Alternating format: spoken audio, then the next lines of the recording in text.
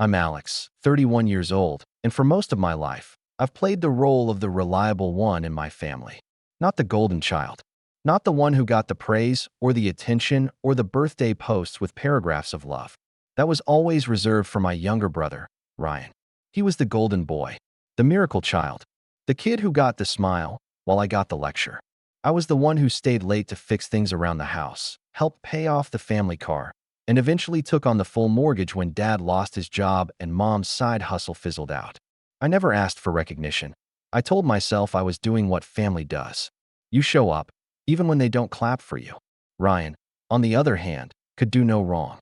He flunked out of college twice, crashed 2 cars my parents bought him, and still somehow walked into a startup founder label after convincing a couple of our cousins to invest in an app that never got past the login screen.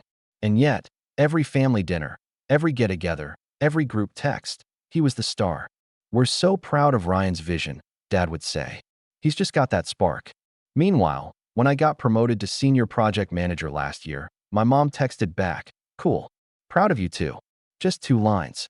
No emoji. But I didn't do things for recognition, right? That's what I told myself every time I covered another utility bill, or when my dad casually handed me a pile of late notices and said, "You're good with this stuff." I swallowed it. Again and again. Until the wedding. Ryan's wedding was a grand affair. Garden venue, twinkle lights everywhere, 5-tier cake, a freaking drone capturing the ceremony. I wasn't involved in any of the planning, despite footing the bill for half the down payment on the venue. Something Ryan never acknowledged and my parents brushed off with. You know he's got a lot on his plate. I didn't push. I showed up, wore the expensive suit my mom picked out, smiled through the rehearsals, and even offered to help with last-minute logistics. The day of the wedding, I arrived early to make sure everything was in place. It was warm out, unseasonably warm for spring, but the breeze helped. Guests started arriving in waves, dressed to impress, with fake smiles and clinking glasses. I kept to myself mostly, staying out of photos and drifting between the venue staff and seating charts. When it was finally time for the reception, I found my seat, table 9, tucked neatly toward the back, right next to the kitchen entrance. I wasn't surprised. Ryan's high school buddies and his fiance's work friends had better tables. Even a random cousin I hadn't seen in 10 years had a seat closer to the main stage. Dinner was served, speeches were made. The best man, Ryan's college roommate, told stories that somehow made multiple DUIs sound like charming college mischief. Laughter erupted. Toasts followed. His fiance's parents, her childhood friend, a slideshow that showed Ryan as a toddler, a teenager, and now a groom. No mention of the time he maxed out Mom and Dad's emergency credit card or the fact that I loaned him $5,000 last year to keep the app alive. Then Dad stood up. He held his glass, waited for the room to quiet down, and said with a smile I hadn't seen in years, "To my son, my only son." He paused. "Whoever made us truly proud." Applause. Loud, unfiltered applause. Even a whistle or two. I watched my mother's eyes light up, her cheeks flushed from the wine and the moment. My uncle patted me on the back, half sympathetic, half awkward, as if to say, "Yeah, that was rough." I sat there, silent, while the clapping stretched just a little too long. My hands curled into fists beneath the table. I felt the weight in my bag press against my leg. The folder I'd been carrying for weeks, maybe months, not sure why I brought it that day. Maybe part of me already knew. The applause died down. Glasses clinked. Conversations resumed. But inside me, something cracked. I stood up slowly. Not fast, not dramatic. Just enough that people noticed. The chatter around my table quieted. A few heads turned. Ryan saw me and smiled like he expected a hug or maybe a toast of my own. I didn't look at him. I reached into my bag and pulled out a thin, neatly stapled set of documents. The deed to the house my parents lived in. The one I'd been paying for, every month, for nearly 4 years. My name on every line. The mortgage in my name. Their names nowhere. I held it like a prop. No need to wave it. No need to explain. I just spoke, calm and measured, loud enough for the mic to pick up since I hadn't been given one. "Then he can start paying the mortgage starting tomorrow," I said, "because I'm done." And that's when the room fell silent. Every clink, every whisper, every bite of salad paused in the air. Ryan's fiancée blinked, confused. My father's smile twitched. My mother slowly lowered her glass. The DJ looked at me, unsure whether to cue the next track or wait for the fallout. I didn't wait for a response. I placed the papers on the edge of the stage, turned, and walked out through the same kitchen door I'd sat beside all night. As I stepped outside into the cool evening air, I heard nothing behind me. No footsteps, no apologies, just the sound of a party realizing the ground beneath it had started to shift. And that was only the beginning. I didn't go home right away. Instead, I sat in my car for nearly an hour, watching the lights from the reception hall flicker through the trees. Occasionally, I'd see silhouettes of people drifting by the window, glasses in hand, heads together in hushed conversation. I could only imagine the chaos I'd left behind. I imagined my mom frantically trying to smooth things over with guests, my dad fuming in silence, but trying not to make a scene, and Ryan. I imagined him stunned, humiliated, maybe even angry. But the truth is, I didn't care anymore. For so long, I had bent over backward to be seen, to be acknowledged. Not praised, just seen. I thought being the dependable one would eventually earn me a seat at the table, maybe even a shred of respect. Instead, I'd been taken for granted. I was the bank account, the spare pair of hands, the backup plan. And now? Now I was done. The next morning, I woke up to 14 missed calls. 6 from my mom, 4 from my dad, 1 from Ryan, and the rest from numbers I didn't recognize, probably aunts and uncles trying to mediate. My voicemail was full. I didn't listen. Not yet. I knew what they would say. That wasn't the time or place, Alex. You ruined your brother's wedding. You embarrassed the family. Couldn't you have waited? Funny how no one had ever told Dad to wait before making that toast. Around noon, I finally picked up when Ryan called again. There was no hey, no how are you? Just, what was that last night? I leaned against the counter, coffee in hand, and said plainly, it was me setting boundaries. There was a pause on his end, then a low laugh. You couldn't just let me have one moment? You've had every moment, I replied. Every birthday, every celebration, every pat on the back. I've been covering for this family while you played pretend CEO, and they still treat me like a placeholder. I didn't ask you to pay the mortgage. No, I said, but they sure expected someone to. And guess who it always was? He went quiet again. I could hear him breathing on the other end, heavy and agitated. I don't even own the house, he said eventually. Why would you dump that on me? Because I'm not your safety net anymore, Ryan. If you're the only child they're proud of, then congrats. Take the whole package. Let's see how proud they are when you're the one taking the calls from the bank. I hung up before he could respond. Later that day, my mom showed up at my apartment. I wasn't going to let her in at first, but something in her voice caught me off guard. She sounded not angry, not self-righteous, just tired. Alex, she said through the door, please, just a few minutes. I opened it. She stepped inside slowly, like she was unsure of the welcome. She didn't look like the woman from the night before, glowing in champagne silk and diamond earrings. Now she looked small, wrinkled, like someone had let all the air out of her. She sat on the edge of the couch, folding her hands in her lap. I stayed standing. You embarrassed us, she said quietly. I nodded. So did Dad. But I doubt anyone called him out. Her mouth pressed into a thin line. That toast wasn't meant to hurt you. But it did. Silence. She looked down at her hands, then up at me again. We never asked you to carry so much. No, I said. But you never told me to stop either. You just kept taking. And you made it very clear who mattered and who didn't. She blinked rapidly. I wasn't sure if it was guilt or defensiveness or both. We never meant to make you feel like I was disposable. I cut in. Well, you did. Repeatedly. And now I'm just making sure the roles match the rewards.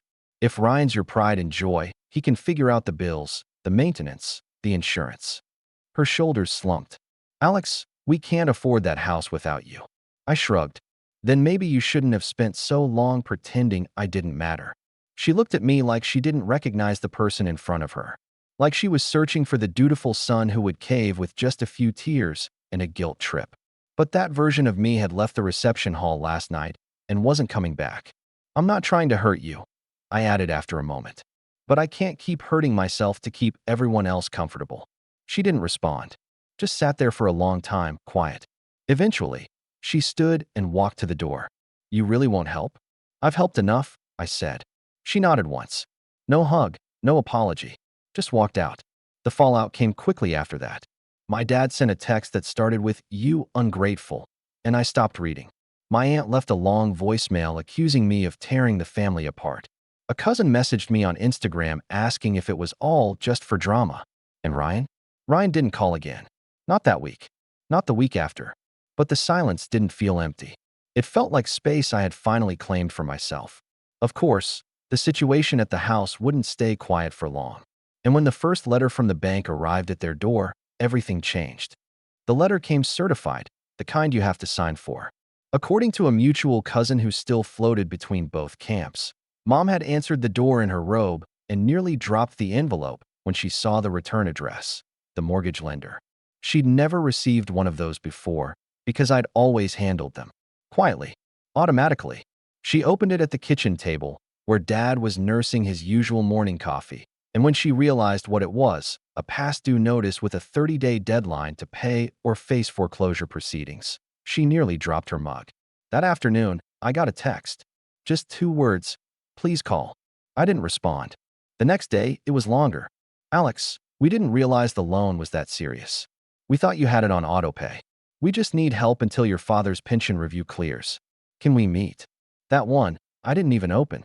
By the end of the week, they were showing up again, not just calls, but unexpected knocks. I saw them once through the peephole, both standing there like a pair of school kids waiting outside the principal's office. Mom had her arms folded tightly across her chest, and Dad looked like he'd aged 10 years and 7 days. I didn't answer. Not out of cruelty. I had nothing left to say. The house was their responsibility now. I had sent a clean transfer of all documents, formally removing my involvement and legal liability. The bank accepted it. Ryan, despite his panic, had signed off on it after his bride insisted they not let some family squabble ruin their honeymoon plans. According to the grapevine, she didn't know the full financial picture yet. And while they scrambled to fix the mess they'd never bothered to understand, I began rebuilding my own peace. I went to work. I saw friends I hadn't had time for in months. I finally booked a weekend trip I'd been putting off. I started sleeping through the night without that gnawing guilt of wondering which of my family's problems would show up on my doorstep next. But the silence didn't last forever. One night, 2 weeks after the wedding, I got a knock I didn't expect. Not my parents. Not Ryan. It was her. Emily, Ryan's new wife. She stood there in a tan coat, her dark hair pulled back into a tight ponytail, her eyes sharp and clear, but her voice brittle. "I just need 5 minutes," she said. "Please." I stepped aside. She didn't wait for an invitation.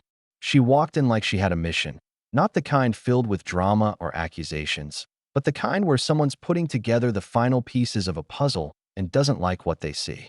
"I didn't know," she started, standing stiff in the middle of my living room. "About the house. About what you were paying. Any of it." I waited. "Ryan told me your reaction was over the top, that you were jealous or upset about the toast. But something about it didn't sit right. So I dug." She pulled out her phone and held it up. "I found payment records in the shared email folder he forgot to lock down. You've been covering the house for years.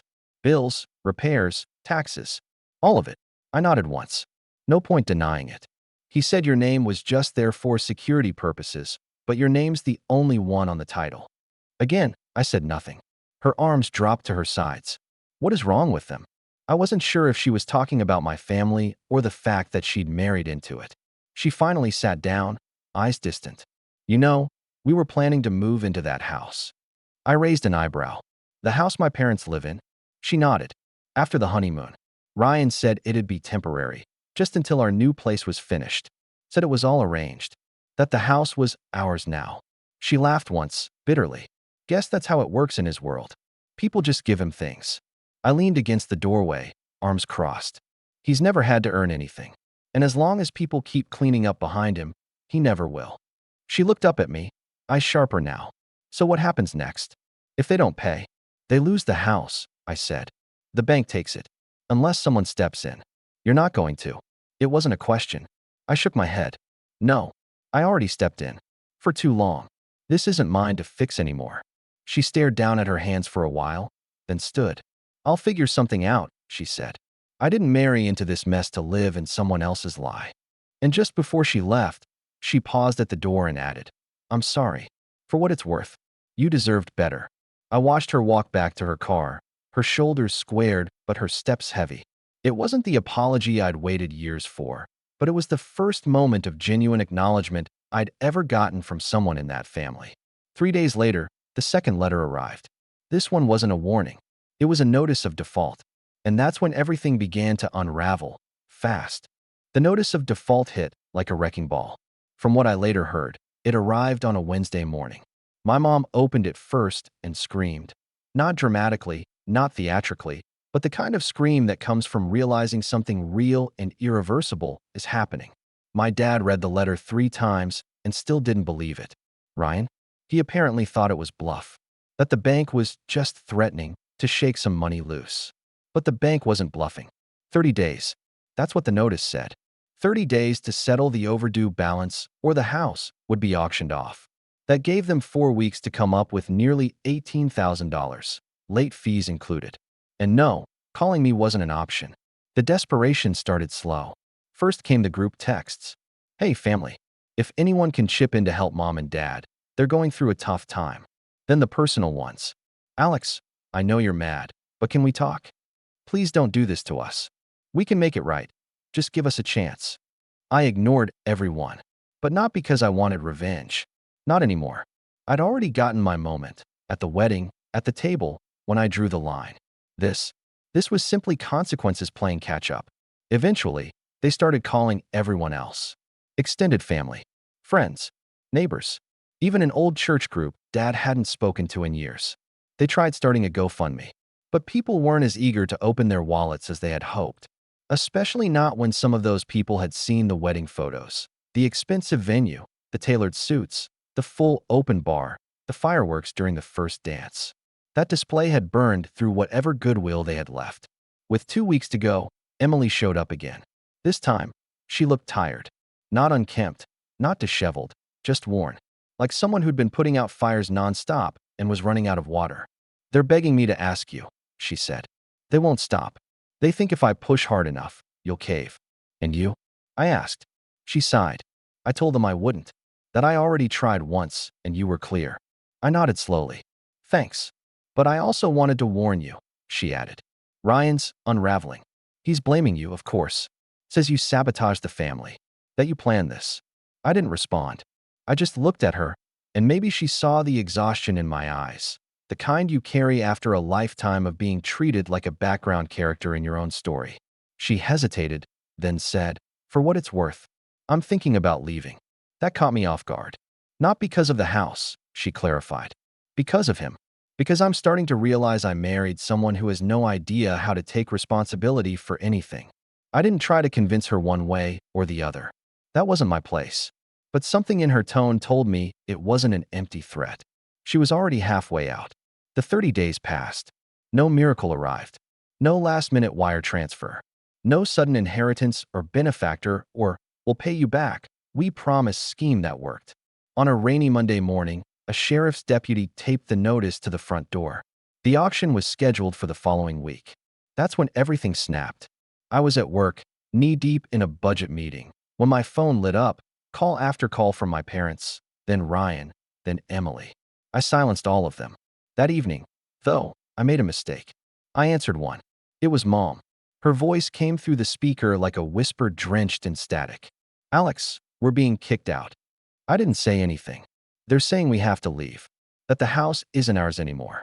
That's what foreclosure means, I replied evenly. We didn't think it would go this far. I know, I said. You never do. Her voice cracked then. We have nowhere to go. I closed my eyes, leaned back in my chair. You have a son you're proud of. Maybe he'll figure it out. She broke down crying. I didn't hang up, but I didn't comfort her either. For once, I let her feel all of it. The fallout came in waves. The house was sold at auction for far less than it was worth. Enough to cover the debt, but barely. My parents had to vacate within 72 hours. They moved in with my aunt, who wasn't thrilled about it. Ryan and Emily tried staying with her too, but she had no room and less patience. Emily left him a week later. She called me again after it happened. I didn't want it to end this way, she said. But he couldn't stop pointing fingers, never once at himself. I nodded, even though she couldn't see it. He said he never wanted that house anyway, she added. That it was cursed. I almost laughed at that. 2 months passed. Then 3. My parents tried to contact me again. This time, it wasn't begging. It was guilt. Cards in the mail. Voicemails with holiday greetings. An email from Dad that just said, "We miss you. We didn't appreciate you like we should have. We were wrong."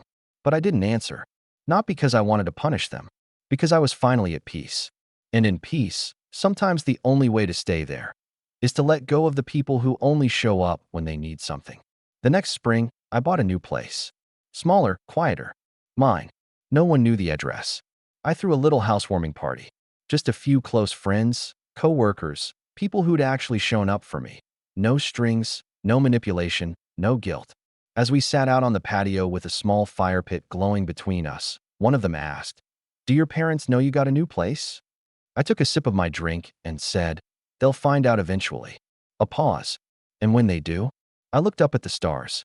Thought of the years I'd spent chasing their approval, of the dinners where my name was barely spoken, of the night I finally chose myself. "When they do," I said, "it won't change anything." And it didn't, because I was no longer the safety net, no longer the background character, no longer the one carrying the weight for everyone else. I was just Alex. And that, finally, was enough.